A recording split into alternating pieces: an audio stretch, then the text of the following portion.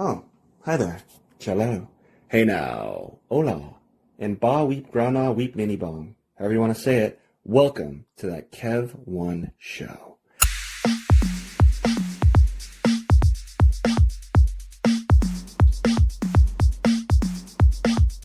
Quiet on the set. Can we please have quiet on the set? Come on. Can we get this T-tape up, guys? I mean, all right. Second team, thanks. Second team, you're the real heroes. Oh, hi. I didn't know we were recording. Hey, friends.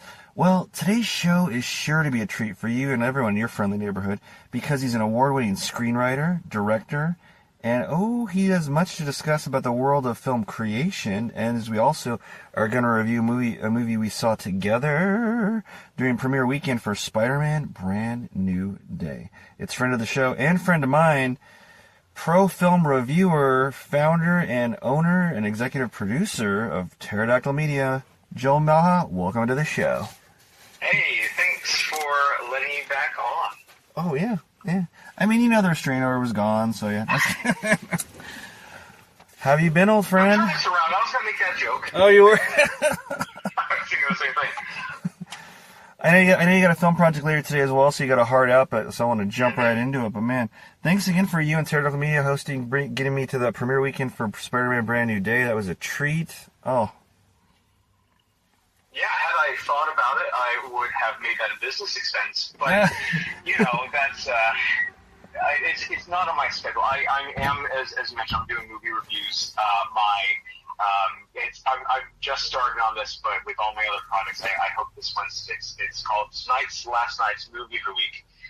My semi-regular movie review show, although I am sticking to older stuff, I do want to eventually tackle the problems of the Spider-Man franchise overall. Weirdly enough, this particular movie does not have the same problems that the previous ones did. Ooh, so let's lean into that a little bit really quick. I didn't know we were going to jump into it that quickly, but yeah, so what are some of the problems you have with the Spider-Man film franchise, or the Spider-Man as a film IP? So the last one, and the same thing happened with with the animated ones, where they're doing the whole multiverse thing. The problem is Beyond the Universe, Spider-Man Beyond the Spider-Verse, and Into the Spider-Verse, with the previous live-action one. Yeah. Okay. The whole premise, and it bugged me so much because it's like what I'm assuming happened is that they simply said what actors are available to film, and we'll write a movie around that. But the rule they gave was that all of these people are coming after Spider-Man because they're all people who knew that Spider-Man was Peter Parker before they died. Okay, yeah. So you're talking about, to be clear to the audience, you're talking about the one right before this, not just other ones, but Spider-Man No Way Home, right? No Way Home. Yeah. Okay, yeah. Yeah. That one, I'm just so annoyed because it's like, wait, the rule is knows he's Spider-Man, knows he's Peter Parker and died, but that's not accurate.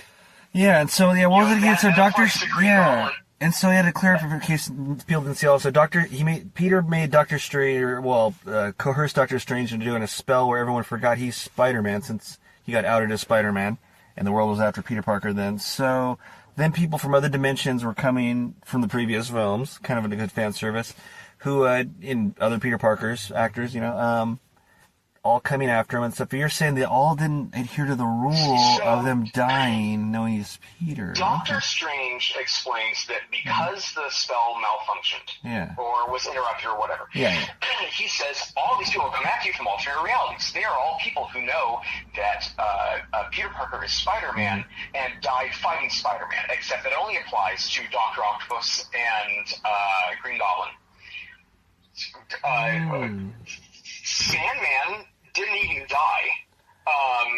He acknowledged. Well, the movie, it just means that Doctor Strange is wrong because Sandman is perfectly willing to fight alongside Spider-Man, and until he takes the mask off, he's like, you're not the one I know, and then flies away, right? And the Lizard didn't die. He wasn't even the Lizard at the end of his movie. Electro didn't know that was Peter Parker. he even acknowledges that because he's like, "Oh, I didn't know you were white," or he says, "Oh, Yeah, I he's assumed gotta you were be black or whatever." And it's like, so you didn't know who this was? And then who else is in that movie? Let's see, Green Goblin, Sandman, Electro. Yeah, I think you covered them all. Maybe. Well, yeah, and it's like, well, no, if you want to have like, it's like you should have had the other Green Goblin from Amazing Spider-Man movies, and you should have had the Topher Grace Venom. It was just. Oh yeah, he really knew Peter was Spider-Man too, as well. Obviously, yeah, Eddie Brock always like does. You have the wrong kind of Venom.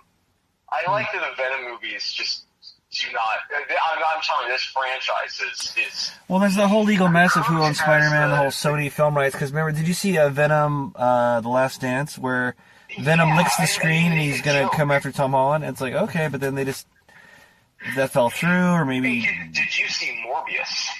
I never did. I loved Morbius, the character in the comics. I wanted to play Morbius for years before Marvel got their shit together anyway. But, no, I never saw because it got so many bad reviews. It didn't look good in the trailer. Morbius, I keep almost watching it. Yeah. I swear we'll get to the thing, the actual topic. But No there's a cameo, there's a little, like, thing in the credits. There's an end credit scene with Morbius and... Vulture? The Vulture. Well, it's funny that I've seen that. Maybe I've seen the whole thing because that was in the trailer. They were really trying to get people to see it. He's like, "Hey, what's up, Doc?" Or something. It was in the trailer. Or a trailer. No one, including the actors, knew why they were there. Oh wow, that's funny. There's a thing going like, well, I just have to trust that. What was it? Sony knows what they're doing. Well, I don't know if Morbius was going to be a part of the Sinister Six or just part of that film, but not official member. But I know Sony was going to make a Sinister Six movie, and that was going to be their big crescendo with all these Spider-Man sub-characters that they had access to that they couldn't or didn't want to have Spider-Man because they didn't want to recast him or something like that to keep these weird loosey-goosey Spidey film rights. I know that because that's why they made Kraven the Hunter, Morbius, what else? Venom, the Venoms. Venom was their only big hit of all those Spider-Man stepchildren films. Anyway, so no, the current one, because I thought it was the animated movies too, but no, the current one, the new one, this one's actually good. They actually remember to hire writers this time. Yeah. And what I like, and I don't, not even getting into the details of the plot, because I don't want to spoil, because it is a new movie. You should go see it. It was quite the adventure. Watching this new one, I appreciate that they were able to separate the comedic and serious moments. The previous ones kept confusing the two. I think I described to you before we saw the movie that my problem with the previous movies in the Tom Holland run is that they forget that Spider-Man is funny and instead try to make a funny Spider-Man movie. And the difference between the older, like when Tobey Maguire would tell a joke to confuse an enemy. That's in the comics all the time. But in the new ones, they try to make the moment comedic. Like when he walks in and I think it was the first one. He walks in wearing the Spider-Man suit, and Ned's like, "You're the Spider-Man." It's like, "No, I'm not." As he's taking the costume off, it's like, "Well, this is not the same kind of humor. Spider-Man should be the one telling the jokes." This one actually did separate these moments out a little bit more. It's still not perfect, but it's a lot better. So it has a much more consistent tone, and works a lot better thematically because they don't undermine the serious moments. Like they did in the previous one. Well, that's one of the things I love about Spider-Man as a kid and everything. Yeah, he was one of the things that was different about him than other superheroes.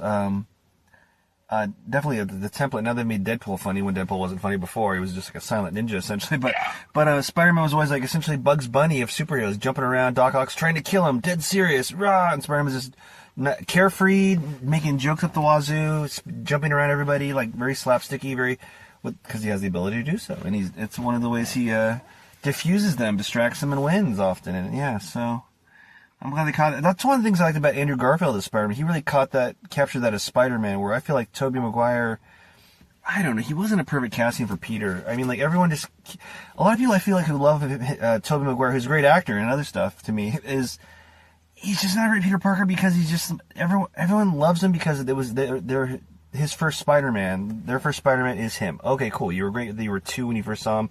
I grew up on the comics and everything, and I know Spider-Man's not Clark Kent. Yes, he's nerdy, he's brilliant, he can make web shooters, he's super brilliant, he's a super scientist, but he's not like, he loses the glasses like way before we were born in 1962 on his first appearance in Amazing Fantasy 15.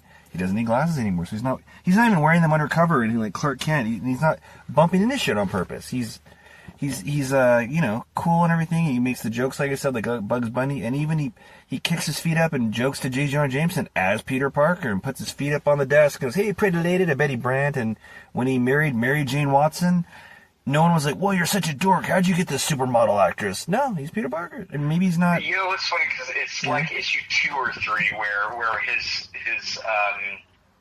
I think it was Flash Thompson, his bully, is. Like at one point, grabs his arm and makes a comment like, "Wow, but he's built like a wrestler under his turtleneck." Oh yeah. And meanwhile, Peter's like, "Man, I could tear this guy apart, but I can't." And that's something that people don't. It's weird because the movies, in general, tend to have characters where their powers keep getting like bigger and bigger, and so you tend to lose the grounded nature. Like you look at like the first Iron Man movie compared to like the later ones and the ones doing like the Avengers, and the power scaling gets crazy. But for some reason, the Spider-Man movies kind of have the opposite, where they kept him very grounded when he is supposed to, at least in early comics, the power scale. At least in the early comics, he was supposed to be one of the strongest human characters, right? There's this famously, I think it was the Spider-Man annual. There's got to be someone in the comment section fact checking all of this. Oh yeah, probably. Yeah. No, but there's a thing about how it's like the Hulk, the Thing, and Thor are supposed to be the 3 characters that are stronger than Peter, and that's just a thing that's forgotten about in a lot of other Spider-Man media, and so see him struggling with something heavy when it's just like, well, isn't this the one character you're supposed to just see effortlessly like throw things around and stuff? And so that's kind of funny when they have this plot element in the new one. It's like, oh, now he's angry, so he's super strong or whatever. I'm like, I feel like you could have done this before. Like he's struggling with a steel door. Don't you like rip tanks in half or whatever? That's just a thing that happens in Spider-Man for some reason, and I think it's because he's not supposed to look as strong as their other like cosmic characters, but they're making the other characters look, but it's whatever. I don't remember where I was going with that, but the new movie I think captures this a lot better. But you had some problems with it too regarding like the technology, right? Well, in what way? Like how he was able to afford all this crazy technology and stuff, maybe? I am deeply concerned about a movie because that's something in like the original Spider-Man movie. I say original. There's a bunch of stuff before, but the Tobey Maguire Spider-Man movies there's a big emphasis about him being able to afford things. So you see a lot of his personal struggle with finance, and which is funny because Spider-Man 3 takes place in like 2007. And so it's like you would think that it's like, oh man, if only Spider-Man 4 came out just a year later. They were working on it at the time, but they fell through. Yeah, but because of the whole like recession thing and stuff. But to see this version of Spider-Man, it's like, I'm going to be Spider-Man full time. I somehow have a comfortable apartment in New York City. When he has that AI system. I don't know, which didn't quite explain how he has the tech for that. So I'm assuming, some of this is just stuff that it's the little remnants of things that were left over. That's what I'd write it up too. A box of stuff, right? And so I'm thinking that this is just leftover Tony Stark stuff. Yeah, just because everyone forgot him doesn't mean that those items disappeared. So yeah, he could have spirited it away and repurposed it. And okay, yeah. Sure, but like, did Tony Stark leave a bunch of gold or something? How did he pay for his book? A good point. I mean, I guess my problem is, I think maybe this is what you're remembering me saying after the movie is like, well, it's great that he has the most Spider-Man comic accurate costume where he made it himself. It looks like the comic costumes, which is super great and a great treat. But then he's still talking to an AI system that's tracking this, I won't spoil who, but this psychic jumper from body to body. And I'm like, well, that's exactly how they would probably film it if he had the super suit, the super tech suit. But it's just, he's in his like more cottony fabric-y, whatever the material is supposed to be that he made. But it's like, okay, and it's like, well, you might as well just have the exact same super costume, but hey, I want to go retro and make it more, cloth-like for the hell of it. Wink, wink, let's do that, machine, so I was like, okay, well. And then he made these adapters, these power dampeners. Still won't spoil it. But I'm not sure we got the tech for that to make these little tiny, and they were designed in such a cool little way to go on the back of your neck that literally are so designed, so minute, such great micro technology that it's probably the exact same way he'd make it if he was doing it at Stark Industries, like, hey, thanks for my guest pass that I still have or whatever, It's like, okay, so he's quote, poor, end quote. We don't know what his job even is. He's not even selling pictures to the Bugle or any version of that, that we on camera, on screen, or hinted at even in a throwaway sentence or paycheck on his, bill desk or something. But like, okay, but he's pretty much doing everything how he always would if he was rich or poor. It's just kind of funny. With the retro costume. What would have helped with this? Because he's working with a cop. Yeah. And it's constantly just like on the phone or whatever. Hey, I have a lead for you or whatever. Yeah. I wanted at least one moment, because the cop is also like a mom. And I think it would be a fun like mom moment if she's like, so do you need some cash? Are you eating okay? Like I wanted like that kind of thing. Or just to explain like someone else. Occasionally people just give him things. But like, I mean, kind of piggybacking on that in a way, or the cousin of that. If he wasn't, it wouldn't be too thiefy if he, how would he do it where he's like kind of not robbing from robbers that he stops, but I'm trying to think where it's not so bad or evil. You know what I'm saying? But you know what I mean? Where not taking their loot, but somehow making money off that in a way. Not where people are paying him, but even if he's getting a stipend from like the government, right? Because he's working with other government officials too. If he's given like a paycheck, and you see like I've seen any of this where he has like not a cashier's check, but like what are they called when you just turn cash into a yeah. You haven't seen him cashing a check. Yeah, or it could be funny if there's in the montage where the whole city loves him and he has the key to the city. We love you, Spider-Man. If someone, after he stopped a purse snatcher or someone, he helped the citizen, they're like trying to offer him money, and he's like, no, I don't do it for the money. He's like, well, no, but come on, and they kind of offered, they kind of push it on him. He's like, all right, and it shows him get that a couple times, almost like DoorDash or something like that in a way for crime fighting.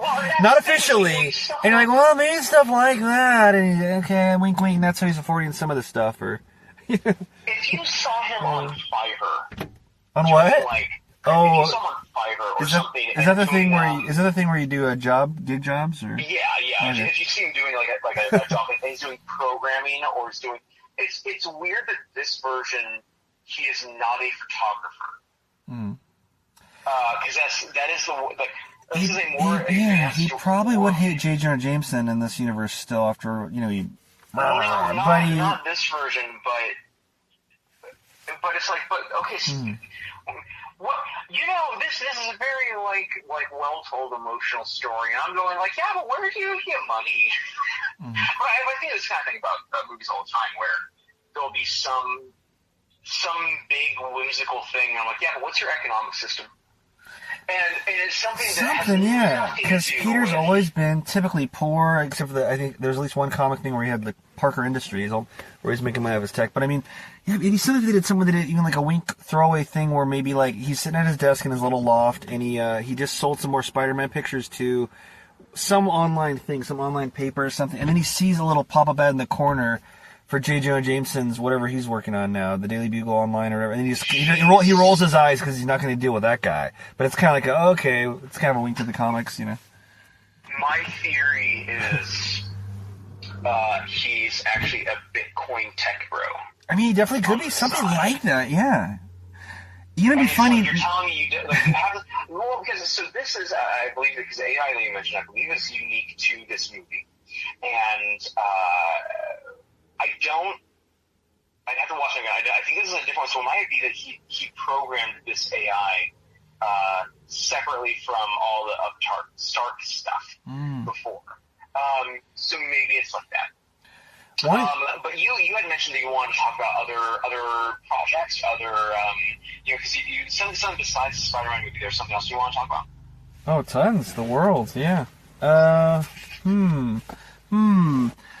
want to kind of delve into what's going on with Pterodactyl Media and stuff. I loved working with you guys on Unprotected Sacks recently, which got everyone I showed to loves it. One person recognized me for it. It's coming up on a year anniversary. Yeah, that is the shortest short I have, and it's but with the biggest heart. That was copyright claims. What do you mean? Music, and I knew it was okay. Fine. You should just donate to me directly on Podcast.com /Pterodactyl Media. But the things that I'm working on now, so like you mentioned, and I have about 10 minutes left before I head out to film a co-production with I think it's 3XL Productions up north of me. We're doing a thing for that. Can't get too specific. It's going to be like a little monster movie. Wow, okay. Very cool. Yeah. The other things I'm doing, I have... If you like magic... Who doesn't? This is a bizarre tangent, but... Doctor Strange. This is a tangent. Go with there. No, this is so... The Lloyd Center, the mall, closed down recently. It's the center, for those not in Portland, it's the center of the city, they used to call it, and the commercials. One of the hugest malls in America. I think the largest outdoor or indoor mall.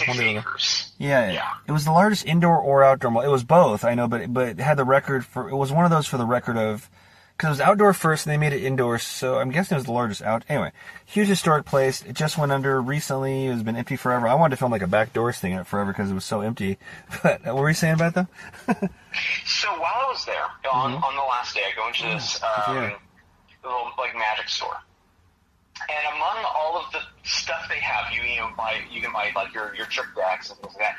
They had a couple tapes and like VHS tapes, and I'm like, oh, what's this about? Because it's a lecture by Dwayne Duvall, and the other one was a tribute to Dwayne Duvall. I'm like, I have no idea who this is. I ask, and Dwayne Duvall is a magician who performed for like 50 years or something. I don't know a ton about him, but apparently he was a local magician in the Portland, Oregon area that ended up going big, and apparently he's very significant in the magic world. Well, I buy the tapes, and I am in the process of archiving them so that they will eventually go onto my YouTube channel. The enhanced versions with clearer audio and such will be on the YouTube channel at Pterodactyl Media. And also archived elsewhere. I will have links for that in the description.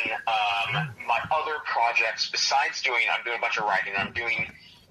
There's one long form project that I'm holding off on most of my other things for it. And it's this experimental thing that I'm trying. I'm hoping to get that out in the next couple weeks. Yeah. Hopefully by early September.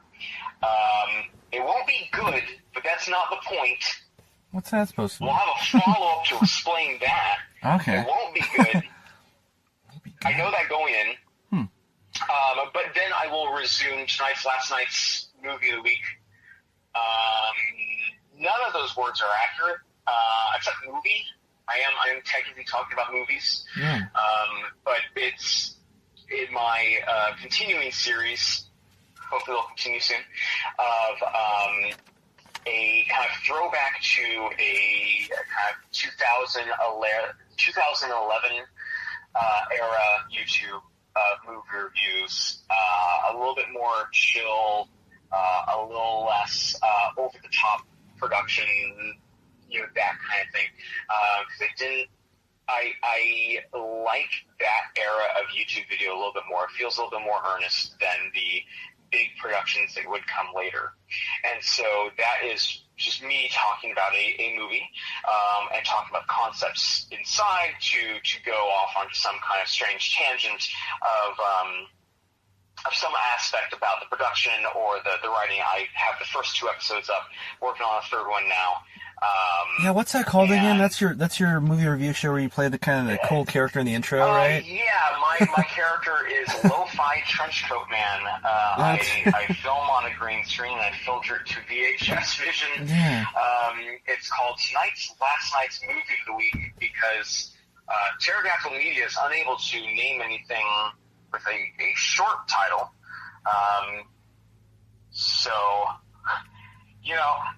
But yeah, I'm working on getting those. I would love to do those more regularly. Things just came up. My plan was to do it monthly. But again, I have this other longer project that I'm working on. But I'm getting this out. I swear I'm still working on it. I ironed my green screen. It was... Oh, do you iron green screens? I didn't know you iron them. Is that what you... Oh, interesting. It's actually the same green screen I used on an overhead sax. Oh, and I had such trouble with it recently because besides uneven lighting, there are tools to fix that. That's fine. Besides the uneven lighting, it had a bunch of wrinkles in it that were causing just little lines. Okay. And the thing, I'm like, oh, well, I'm going to have to fix it. Well, it really worked in unprotected sax. I won't spoil it, especially because it's got such a short runtime. Anyone who's even curious can just watch it. You know, it's really great. It's on YouTube. I'm going to plug it, even though you're having somewhat legal issues of ownership, perhaps it sounds like, with the music. But people loved it. Everyone I showed to loved it. They said it's kind of like It's Always Sunny in Philadelphia, or they just go off just loving it. Period. And yeah, that is one that I would love to redo and make a 3-minute version of. Ooh, which doesn't sound like a lot, but it would be 3 times the size. Well, I would love to redo that one with more gags. You'd have the ability to make it without that music, or would just add a different song besides that Chuck Mangione, I want to say, did the song music, right? Or it was or is it someone else? Oh, what is the name of the song? I'll have to check my copyright. I'm remembering King of the Hill, and I feel like it's that same music that was playing in the store. Maybe it wasn't. It's similar. Yeah, it was just someone Heroes Whisper or something. Yeah, people love it. What? People love it. Everyone I showed you really goes gaga over it. And among other things, I'm also updating. I swear I'm doing things. It doesn't look like I'm doing a lot. I swear I'm doing a lot of things. That's the way it is with true artists. They often seem like the dude from The Big Lebowski, which kind of like your movie reviewer character almost seems like the dude from The Big Lebowski, in the Twilight Zone. Almost he's more serious. He's become the Beyonder of film or something like that. It doesn't help that it's been 1,000,000 degrees recently, and oh my god, yeah, it's so weird. Unprotected Sax, by the way, was also filmed on the hottest day in Oregon that year. Oh, was it? I do remember that. I remember it that week. It was the hottest day to that point. I don't know if there was a hot, because that was right in the middle of summer, and so it was 1,000,000 degrees. And it's funny because it's everyone's sweating. It wasn't too bad. We had a bunch of fans going when we weren't filming, but let's see. I'm having a new logo. New intro for the show, just little things like that I'm pretending are holding me back from the bigger project. Everything takes forever, it feels like. I don't know. It's almost impossible how anything gets done or made. You know what I mean? It's so wild. I was on set on that show Delphi that they're filming in town for Amazon Prime, and literally we did the same scene 3 days in a row. There was a 16-hour day, a 12-hour day, and it was the same 2 scenes or scene and a half. And it's wow. And this is probably going to be, I'm guessing the way, shows are 10 episodes a season probably about, right? How the fuck did shows get made when they were 21 plus episodes a season? Remember shows like Arrow and those CW action shows? Or Matlock or whatever, whatever. It had 22 plus episodes. And I'm how the hell did they get this done within 9 years? For what a season of a show is. What? Arrow, Matlock, those 2 things. Well, 2 very different. I know one's actiony, one's courtroomy, whatever. But no, but you know what I mean. It's if Arrow, for example, say it's 21 plus episodes. It was something like that, if not more. But they had the island scenes, action scenes, fight choreography. I mean, just you know what I mean, special effects. So it's not even just a little courtroom drama with an apartment set as well. It's like, whoa, how did anything get made? Without it coming out like 15 years later. Oh, well, I made that when I was young and 21, and now I'm pushing 50. Get ready for season 2 by my grandchildren. How is that not what's going on? But it's not. Cool. Yeah, it's great. Well, and it's that's so like, wild. It's Well, I mean, I think my piggybacking that was Unprotected Sax. We did that, and that was a short. I think is it a minute long runtime? But we spent all day on it, and we were rocking and rolling. There weren't many or any hiccups. I don't think really. So and that so it's just kind of funny when it takes like a day to film a great minute with green screen and all this stuff. But it's like what I mean? It's like wow. It's almost like I want to just make a bunch of shorts. It's the kind of thing that makes me and that's why I said I want my show to be a throwback to an older time, I guess. A simpler time. About the older style of YouTube where, I mean, it's the meme, right? It's this meme of YouTube in 2009, and it shows all these different, very creative style of videos and memes that would go on and forever. And then YouTube now, and it's just a bunch of people sitting in a chair looking at a webcam or whatever, and all of them are some spot. Yeah, I mean, I have a list of internal rules for what I want to do. One, I don't want to chase movie trends. Right? Talking to you is one thing. I don't want to do Sure, one rule. Sure, one rule. Okay, interesting. I don't want to just talk about a new movie to chase an algorithm. It's like, oh, well, this movie's popular, quick talk about it, right? Not on something that I want to be like this is normal. But I have a conversation with you. I don't want to have a conversation with the camera about something I saw 10 minutes ago, right? That I want to do stuff I'm actually interested in. And it has to be older. It has to be at least either 10 years old or relatively obscure. There are some movies that I want to talk about that are newer. No one's ever heard of them, but they annoy me. I actually want to make this one much more public. I don't want to do in-character sponsorships during the main episode. I might do side videos. I might do things like that. But I want each episode to be its own little short film. I want you to be able to watch in kind of whatever order. I don't want to directly interact with the audience in a certain way that makes it feel too much like a YouTube video, So you heard it here first. Joel hates his audience. Gotcha. Go on. Move on. I'm just kidding. Yeah, no, it's so you won't see me responding directly to the comments in character. Last time I heard people say this, and I want to do that. Right? I want to kind of make a simple thing. It's so simple, it's taking me 2 months to do the next video. But, so I'm working through that, which is why eventually right now I'm doing it all on my own budget. It's not going to have it's a green screen. It's not a huge budget or anything. But eventually it'll be all just donations from whatever. Not a lot of brand deals. Not that I have a lot of brand deals knocking on the door hey, you want to accept our money? So we'll see what happens. But like you said earlier, I do have a production up north soon. Well, yeah, fun with that. Was there anything else? Let's see. I had one question from a fan because they looked up Pumpkin's Attack because I guess they're fans of mine. Hopefully, listen to the show and seeing that you were going to be on again. And that was the Best Picture at Grignell Fest. They want to know: is the Pumpkins universe dead, or is there going to be a potential sequel, threequel, anything? I'd have to double check with the director, with Mike. The weird thing is, when I was going through to kind of get my portfolio fixed or whatever, because I was looking at something, I found out that a bunch of stuff that I had previously worked on is not up anymore, at least not public. I think the direct links are still functional, but mysteriously, the first Pumpkins Attack, that's on YouTube. The second one is not. Oh. The second one is way better for all the OG fans out there that remember Pumpkin's Attack Still Attacking. Not available on YouTube. Oh. That's unfortunate. Ooh, so it's almost a collector's item. I didn't realize that. I saw it somewhere. I mean, I saw it when we premiered it at the theater, but I feel like I saw it on, maybe I saw it on the Guignol Fest site. Maybe I saw it somewhere after that. Maybe I didn't. Maybe I saw it in theater. Yeah, it's... Unless you or someone maybe sent it to me. Yeah. Or maybe it was up briefly. The thing is, that was really fun to do, as far as I know. Interesting. All of the associated rights are likely with Mike.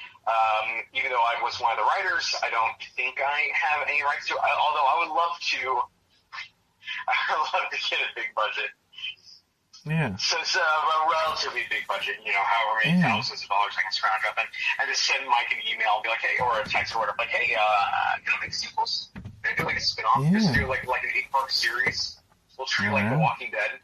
It could be like a Ryan Murphy kind of thing, on Hulu. Yeah. Yeah. But yeah, I wanted to delve into maybe potential On Your Left, which I know we're with Ty do, and other things, but I know you gotta go. And what was the name of your film review show again that people can check out? Last night's movie of the week, it might be easier to look me up on YouTube or Facebook, Pterodactyl Media, because I can't name anything with a short title. Oh, okay. Kind of like Borat, whatever the long original, whatever the Borat's not called Borat, it's called Borat something crazy long. I'm trying to remember, like Borat and the Superior Learnings of Kazakhstan. So, which is funny and great, but it's also like, well, Yeah. No, all of my titles are really long. It's one of my ongoing jokes. You'll have to discover the other ones. Oh, really quick though. YouTube.com/Pterodactyl Media. I think, unless they never gave me the URL I wanted. In which case, it's just a bunch of letters and numbers. We're running Joel Macha, Pterodactyl Media. Yeah, and people can question me on the subject as well. Wouldn't be the first time I've been questioned by authorities about, okay, just kidding. Nowadays, you almost can't joke about that kind of stuff. I know what kind of list I'm on. I know what kind of man you are. What? Man. Well, Joel, I've taken enough of your time, and I can't wait to see you on set again, on your left, on your right, and every genre in between. Look forward to it. Let's exchange some notes, figure out when we're filming next. Yeah, for sure. Cool. All right, bro. All right, well... Break a leg or a lens tonight. Thanks, bro. All right, hang on. Have a good one. You too. And that was filmmaking journeyman Joel Macha. Catch his film creations. And yeah, not just the ones starring me. On, YouTube, and like you said, Pterodactyl Media, and all that jazz. Catch us next week, friends, with, no spoilers, but I'll just say she's another champion of industry. Good night.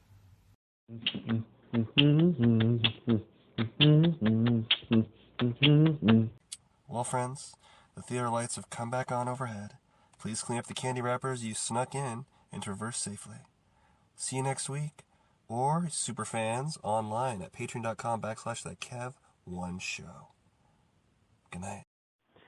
Rep the Brand as behind-the-scenes film talk, positive vibes, and discovering what the human condition is all about as nonstop creativity guides us on and on and on with That Kev1 Show merchandise. Now for sale at thatkev1show.etsy.com. That Kev1 Show, spelled of course that, KEV1N, show. Hey, you're a fan. You want to rep it. You know how to spell it. So get it today and glow with us. This portion of That Kev1 Show is supported by Bohemian Dream Gifts, made with organic and natural oils that nourish and hydrate your skin. Man, I don't know if it's the weather outside or the gym that was killing my skin, because my right elbow on the, it itched like the Dickens, like I was becoming like the lizard from Marvel Comics. I think it's that machine where you put your elbow in and do the lifts, for the bicep. But I was itching my skin like crazy during, I won't say who because I don't want them associated with rough skin, with one of our guests here in the near future here. But my right elbow was getting ashy and coming up, getting red and irritated. Anyway, I used some of the promotional cookie dough body oil from Bohemian Dream Gifts that they gave us, and my skin, I'm not kidding. Came back. I can vouch for that one. The cookie dough oil baby body oil. The cookie dough body oil brought my skin back to life like an Evanescence song. I'm not kidding. My skin is smooth and happy again. 100%. You can buy cookie dough oil on Etsy at the Bohemian Dream Gifts shop. Check out their other stuff as well, but that's one that I swear by now. And as soon as my promotional one runs out, I'm going to order some myself. So go to Etsy and visit the Bohemian Dream Gifts shop today. What's better than your favorite talk show? Well, maybe homemade delicious food, cold beer, or a drink of your choosing in a comfortable atmosphere. Well, look no further than the Boulevard Tap House for the world-famous fish and chips, seafood, all-around delicious menu with pizza, all kinds of food, wings, steak bites, anything you can imagine when you want to watch the big game or catch some live jazz if you pick the right night. Open 7 days a week. Go to boulevardtaphouse.com right now. I like to go to their Terwilliger Curve location. That's the home location for their not only their fish and chips, and they knew that they always used to give me Caesar chicken salad and wine. They kind of made jokes and made fun of me that. My favorite food there now might just be the brand new Mark Kevin. That's a margarita pizza named after me.